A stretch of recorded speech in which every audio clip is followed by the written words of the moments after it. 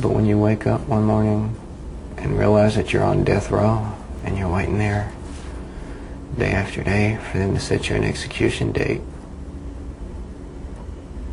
it's a pretty hard reality check.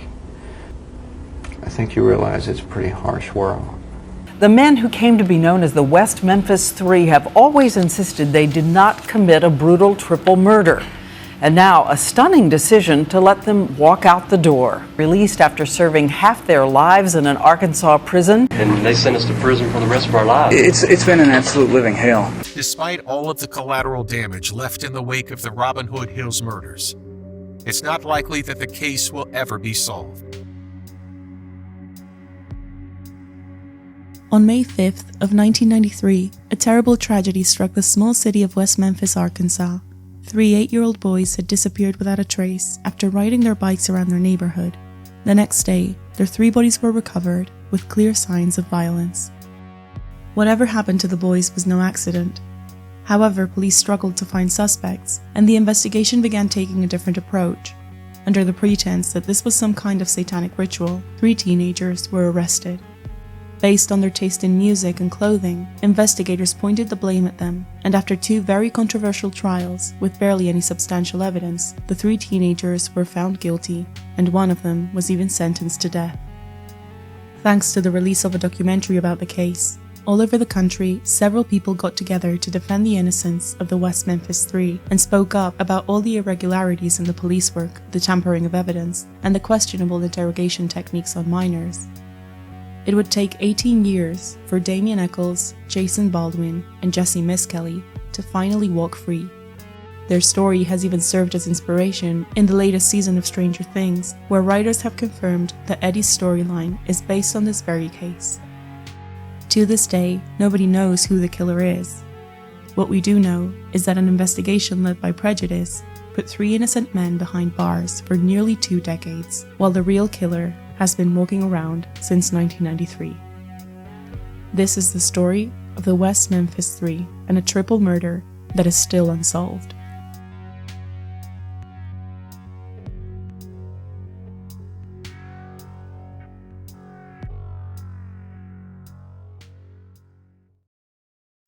It was a regular Wednesday evening.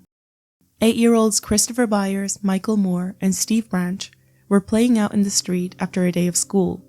It was May 5th of 1993, and the 3 second graders were making the most of the longer days nearing summer, knowing they would be called home for dinner soon. However, the boys never made it back home.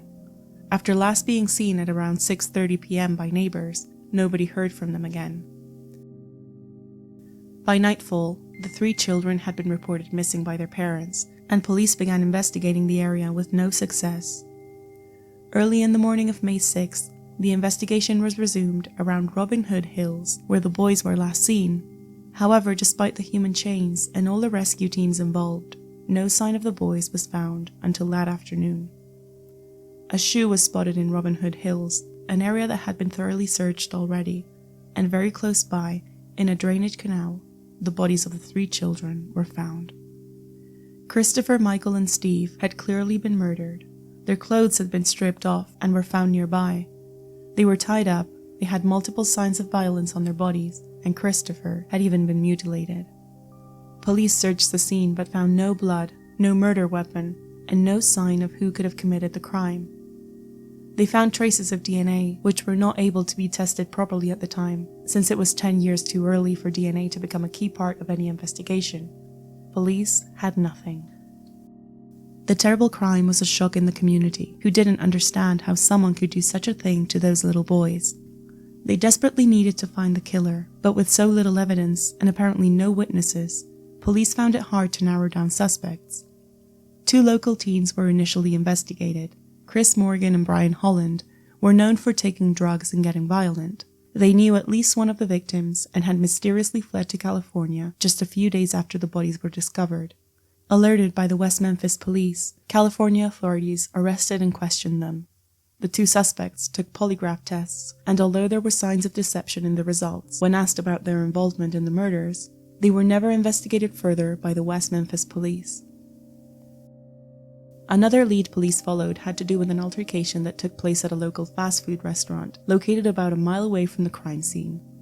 The evening of May 5th, an employee alerted the police that a black male that looked disoriented and was bleeding had entered the restrooms. By the time authorities arrived at the restaurant, the man had already left, and officers didn't enter the restrooms and therefore didn't collect any physical evidence from that report. The next day, after hearing about the deaths of the 3 boys, the restaurant manager called the police once again, thinking the unidentified man could have something to do with the murders. Since the man was allegedly wearing a cast on his arm, police found it hard to believe he would have been able to tie up the boys, and didn't investigate further. They took some samples from the restroom walls, which had been cleaned by then, and those samples would later be reported lost. Police were not following up on either of the possible leads, but there was a reason for this. From the moment they found the bodies, officers pointed out how this murder seemed to have signs of satanic rituals, and based on this belief, the whole investigation began to revolve around this assumption. West Memphis was a very religious city, with over half of the population being very active in different Christian faiths, and in 1993, lingering feelings from the satanic panic were very much still present. In the 80s, the rise of goth culture amongst teens and young adults led more conservative minds to make accusations that linked dark clothing and heavy metal to Satan and the devil's work. The panic was especially strong in Christian communities, and a lot of it was carried into the 90s. With these feelings in mind, officers were quick to point out the suspicious nature of the murders and linked it to dark rituals almost immediately, therefore turning a murder investigation into a witch hunt.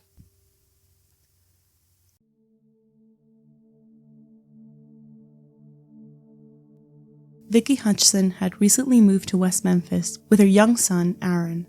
On May 6th, before the bodies of the 3 children were found, Vicki was at the police station. She was being accused of stealing from her job and was taking a polygraph test to prove her innocence. While she was taking the test, her son was in the room, and he suddenly mentioned to the detective present how the boys had been killed at the playhouse. The detective quickly asked where this playhouse was. Aaron knew the boys and had played with them several times, so when the bodies were discovered close to the location he gave, the child was questioned for details. Aaron claimed he himself had seen the murders in a ritual by people speaking Spanish. However, his recollection was very inconsistent, and it was hard to put a story together with his information. Regardless, this was enough to fire up the satanic cult theories, especially after Aaron's statement was leaked to the press. With this being the only plausible theory for investigators, they began narrowing down who in the community fit the satanic profile, and they found their perfect candidates. Damien Echols and Jason Baldwin were 2 local teens who wore dark clothes, painted their nails black, and listened to bands like Metallica. They had records for vandalism and shoplifting, and while Jason was a good student, Damien had dropped out of school. Police fixed their attention on the 2 and strongly believed they could be connected to what they believed was a ritual that ended the 3 little boys' lives. In order to find a reason to arrest them, they required Vicki Hutchison's help, since she knew them and even attended a Wicca meeting with Damien, a religion he was actively a part of. After a long interrogation, Vicki allegedly said that Damien had bragged about killing the boys during that meeting, and she was asked by the police to invite him to her house where they would plant microphones. During his visit to her home, he made no incriminating statements, but police claimed the tape was inaudible and couldn't be used anyway. Seeing they were getting nothing from Vicki, they decided to pursue another lead she had given them, another teen who had also been at the meeting, Jessie Misskelley. Jessie Misskelley wasn't friends with Damien and Jason, but they did attend high school together, and he had been at the Wicca meeting just like Vicki and Damien. When police requested he be brought to the station, since he was a minor, his father gave permission. What his father didn't know was that Jessie was about to be questioned for over 12 hours without the presence of an adult or an attorney about the murders of Steve, Christopher, and Michael. For more than 12 hours, police kept Jessie in a room, asking all sorts of questions about his, Damien's, and Jason's involvement in the murder and whether he had taken part in this ritual or not. Of those 12 hours, only 46 minutes are recorded on tape. A tape in which Jessie confesses to seeing Damien and Jason kill the boys, helping them tie the boys up, and he confirms it was all part of a ritual. This confession was the beginning of what has become one of the most controversial investigations in true crime history.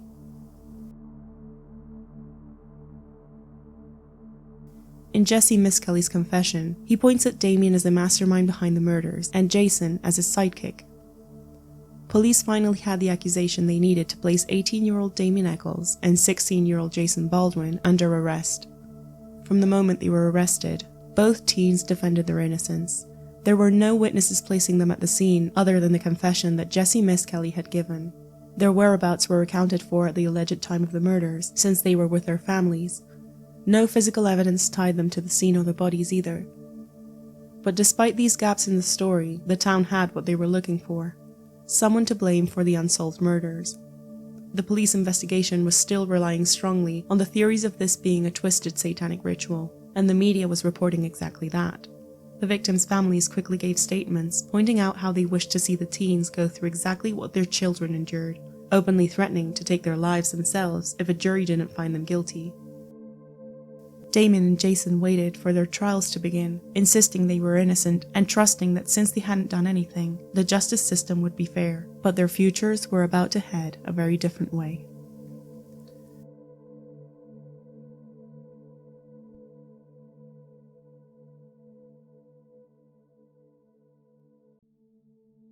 The first of the teens to be tried was Jessie Misskelley. Jessie had been the one to confess that he had taken part in this murder and had seen Damien be the mastermind behind the ritual. However, as soon as the trial began, many inconsistencies and controversies involving the police began to surface. The first one was directly linked to the confession itself. Jessie Misskelley had been taken to the station with permission from his father. However, his father never granted permission for the police to question the minor without the presence of a parent or attorney. The defense presented proof that Jessie's IQ of 72 was very much below average, and he had not fully understood his Miranda rights. The questioning of an intellectually challenged minor for over 12 hours raised many questions, especially since only 46 minutes of the interrogation were recorded on tape. In the recording, detectives are heard leading Jessie to the answers they wanted to hear. Jessie began stating the murder had happened in the morning, and after several questions, he finally stated the murder had taken place at night. Okay, Jessie, let's go straight to that date, 5/5 of 93, a Wednesday, early in the morning. You received a phone call, is that correct? Yes, I did. And who made that phone call? Jason Baldwin. All right, what occurred? What did he talk about? He called me and asked me could I go to West Memphis with him, and I told him no, I had to work and stuff, and then he told me he had to go to West Memphis, so him and Damien went, then I went with them. All right, when? Wednesday. All right, when did you go with them? That morning. At 9 o'clock in the morning? Yes, I did. Okay. I went with them. Where did you go? Went to Robin Hood. You went to the Robin Hood. What occurred while you were there? When I was there, I saw Damien hit this one boy real bad, and then he started screwing him and stuff. After I seen all that, I took off. Okay. And you went home. And about what time was it that all this was taking place? They called me about... I'm not saying when they called you. I'm saying what time was it that you were actually there in the park? I was there about 12. About noon? Okay. Was it after school? Had let out? I didn't go to school. What, these other boys? No, they skipped school. They skipped They school? was going to catch their bus or stuff, and they was on their bikes. So. Did you say the boys skipped school that day? These little boys did? Mm-hmm. Are you sure? They was going to catch their, going somewhere, and like I said, Damien and them left before I did. I told them I'd meet them there and stuff. I had to get ready and stuff. I'd meet them there. And it was early in the morning, so they went and met me up. They went and went up there, and then I came up, later on behind them. What time did you get there? I got there about 9. In the morning? Mm-hmm. Of Wednesday morning? Mm-hmm. Period might not be exactly right what you're saying. Right. But it was like early in the day, but you don't know exactly what time. There were also several inconsistencies in the description of how the boys had been beaten and killed. suggesting Jessie was in fact searching for the right answer the police wanted to hear. Many experts have described this interrogation as a classic case of police manipulation. Interrogating a teenager with a low IQ for over 12 hours can easily lead to false confessions. Many believe Jessie had just told them what they wanted to hear so they would leave him alone, which had led to several versions of the murder, all of which were wildly inconsistent with each other. Regardless, after several days of trial, a jury found him guilty of 1 count of first-degree murder and 2 counts of second-degree murder, and he was sentenced to life in prison. After his sentence, Jessie fought to prove his confession had been fabricated by the police, and he had been pressured into taking accountability for the murders and accusing Damien and Jason. But despite his attempts at appealing his sentence, it was upheld by the Arkansas Supreme Court. With Jessie's trial resulting in a guilty charge, things weren't looking good for Damien and Jason, who were tried together. The whole town wanted to see them in death row, many of the victims' parents even being vocal about killing them themselves, and the media was presenting them as murderers long before the trials even started. Since there was no physical evidence tying them to the scene, the prosecution decided to base the entire strategy into linking them to satanic and cult behaviors, especially in the case of Damien, who they considered the mastermind of the crime. Damien wore dark clothes, painted his fingernails black, and sometimes wore black eyeliner. He listened to heavy metal and read a lot of goth-themed books. But what the prosecution worked hard to prove was how active and curious he was about Wicca, a pagan religion which takes a lot of its practice from ancient witchcraft and magic. Damien read books on Wicca, attended meetings, and even had a journal where he took notes and drew pentagrams, the symbol that portrays the 5 elements of the earth and represents the religion. When asked about his involvement in Wicca, Damien was very straightforward and admitted to practicing and being involved in its inner circles. However, none of this behavior directly linked him to performing any kind of ritual, especially not one that killed the 3 boys. But the prosecution insisted in painting him as a cold, detached murderer, and also referred to an interrogation that took place just 2 days after the boys were murdered. In this interrogation, Damien knew details about how Christopher, Michael, and Steve had been killed. However, Damien insisted he had heard about it on the news and through neighbors, just like everyone else, since all the information about the case was being leaked to the press and the public. The alleged murder weapon, a knife, was found in the lake behind Jason Baldwin's house. Proof that this was the exact knife used to mutilate one of the victims could not be presented, but experts claimed the marks on the body were consistent with the blade. While many believe the knife was planted by the police, it was discovered months later that the knife did indeed belong to Jason. However, it had been tossed into the lake over a year before the murders by his mother, after she had caught him playing with it. Some suspect the police knew about the knife in the lake and decided to locate it to use it as potential evidence of Jason getting rid of a murder weapon. No blood or DNA was found on the knife. The witch hunt against Damien and Jason continued all along the trial, with alleged experts on cult behavior testifying that Damien and Jason fit the profiles of satanic cultists, which usually involved people wearing black fingernails and listening to certain types of metal music. With a whole town against them, as well as a biased media campaign that ran 24/7, Damien Echols and Jason Baldwin were found guilty of murder, with no physical evidence tying them directly to the scene or the bodies. Jason Baldwin was sentenced to life in prison, and Damien Echols was sentenced to death.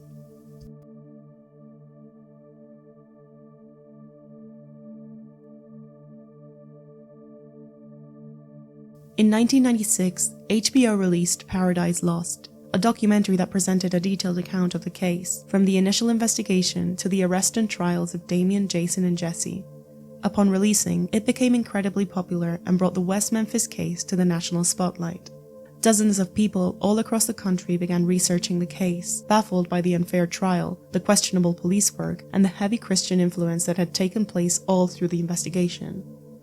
Joined by online message boards, hundreds of people created support groups to fight for the innocence of who would now be known as the West Memphis Three.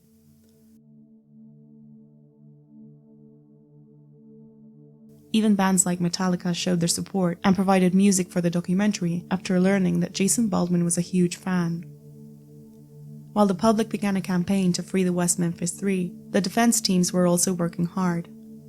After all the appeal requests were denied and the convictions were upheld, Jessie Misskelley's lawyer and Damien and Jason's new defense teams began working on analyzing the evidence to prove the police had not been thorough enough and overlooked several crucial details. The crime scene was the starting point. Jessie Misskelley's lawyer brought in several experts to go over the evidence, or lack thereof. Despite the nature of the injuries the boys had all over their bodies, not a single drop of blood was found at the scene. This suggested the murders could have taken place somewhere else, and the bodies may have been moved after the fact. This theory was never considered by the police, who treated the drainage canal the victims were found in as the actual crime scene. The supposed ritual was also heavily questioned, since it was purely based on the officer's perception.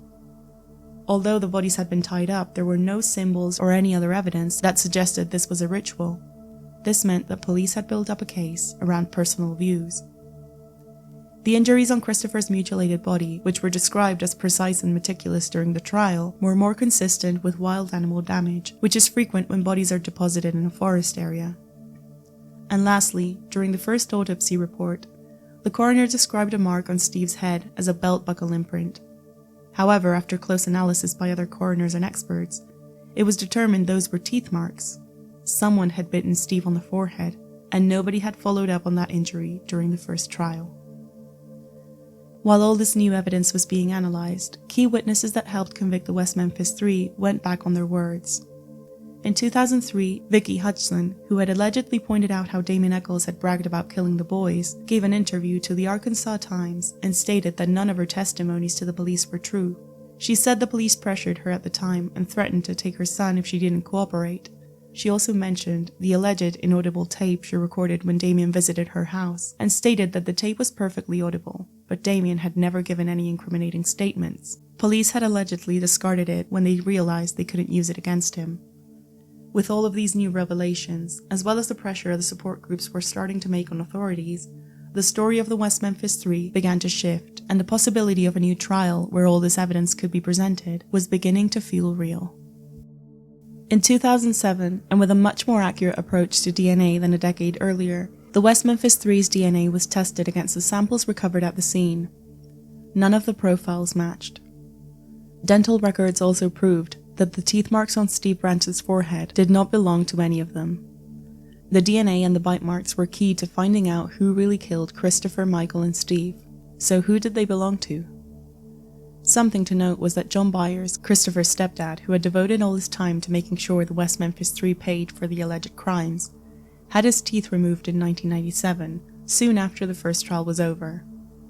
According to John, a series of medications he took for his seizures had caused him multiple gum and dental problems, and he had to get his teeth removed. Although there is no medical backup to these supposed dental problems caused by the medication he was taking, the fact that his teeth were removed made it impossible to test his imprint against the one on the victim's face.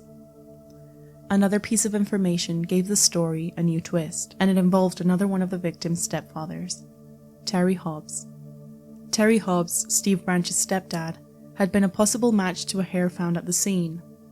Pamela Hobbs, Steve's mother, mentioned how her husband at the time had been seen washing clothes and linens from Steve's room just hours after the boys disappeared, and a knife that Steve always had with him was among Terry's belongings. Although some of this information was shared with the police in 1993, none of it was ever followed up on, and Terry was never considered a suspect. By this point, even some of the families of the victims had changed their views and were now defending the West Memphis Three's innocence and demanding the real killer or killers be found. If this new evidence, along with the negative DNA matches of the West Memphis Three, were admitted into a new trial, it could be the key to freeing the men who had been serving over a decade of prison time for a crime they didn't commit. But requests for a retrial were proving to be harder than the defense teams thought. Every single retrial request was being denied by the same judge that had convicted the three in the first place. Judge David Burnett did not find enough evidence for a retrial and stood behind his original sentence. However, allegations of misconduct surfaced after a witness's testimony put the judge and one of the jurors in the same room discussing the case during the jury deliberations. This is obviously not permitted, since it can heavily influence the jury's decision. After the families of the victims changed their minds and began supporting the idea of a retrial, and the public backlash of this poorly handled case had earned the support of celebrities and public figures, finally, in 2010, the Arkansas Supreme Court ordered another judge to consider the possibility of the newly presented evidence being the key to exonerating the West Memphis Three.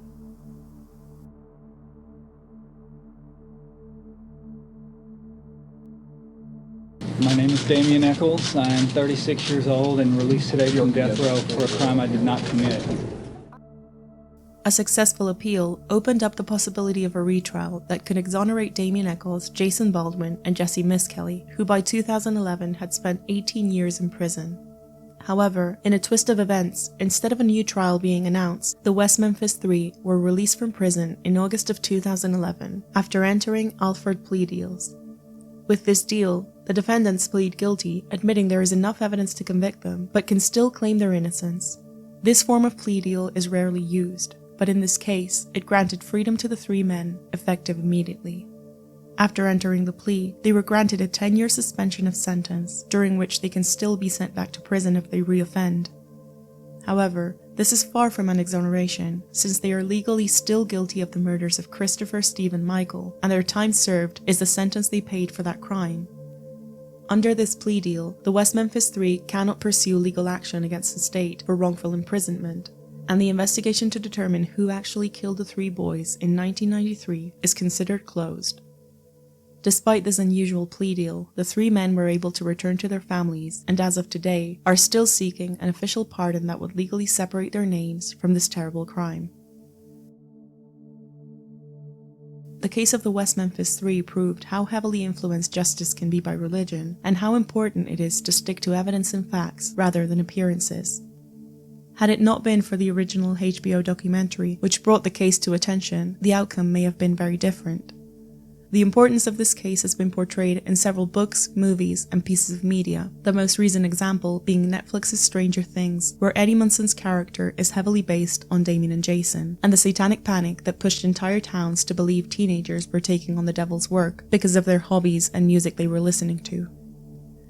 While the West Memphis Three try to rebuild their lives and fight for an official pardon, the murders of Steve Branch, Michael Moore, and Christopher Byers remain unsolved.